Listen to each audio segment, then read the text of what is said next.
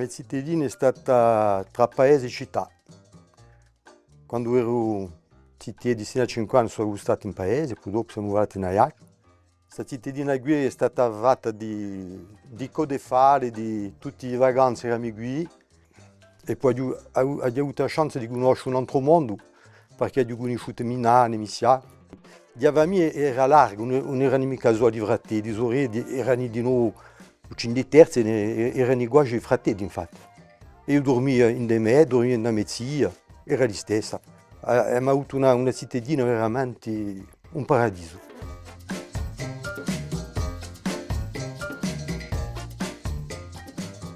È difficile scegliere, ma dicerai dunque a cittadini sino a 10-12 anni perché siamo spensierati.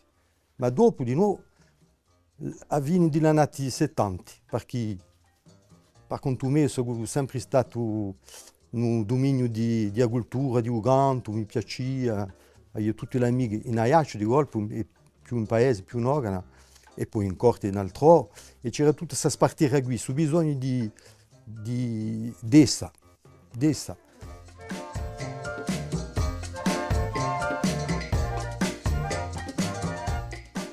Allora, mi ricordo i vecchi, Nanzi quando recitavo erano i vecchi, e più giovani che me oggi infatti, dicevano sempre che di rigritani. E portanto mamma e papà, tutto il mondo hanno conosciuto la guerra.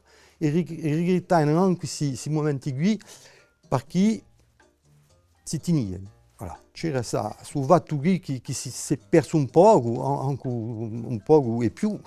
E a me ciò che mi manca è fare qui. Un po' non è mica questione. E di dire che siamo tutti liati, tutti, amici, fratelli, sorelle, cugini.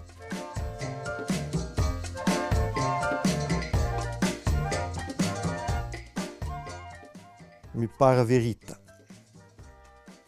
Siamo in un momento duro, perché giustamente pensavamo che tutto era fatto. Non so mica chi pensa di più, ma è vero che ce ne vediamo che siamo voltati in arreto, infatti.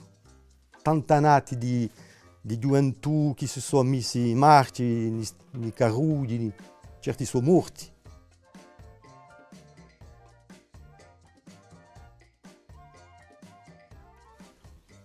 Un messaggio, da me, cioè mica aveva paura di sognare e di portare il sogno sino alla vita, sino alla verità, perché il sogno che si esprime mica non serve a nulla. Dunque sognetti forti e poi campare la nostra vita.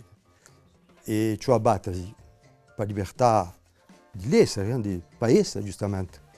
E ciò mica la gara si impone a fare. Cioè, ciò abbattersi per avere il diritto di parlare, di dire, cioè di noi a mantenere la cultura, a tenere i conti, ma a tenere i conti di vecchi, che se ne vanno poco a poco.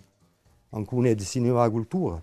Perché la cultura non è mica solo la lingua, la poesia, la cultura è la maniera di campare, di pensare, di sparti.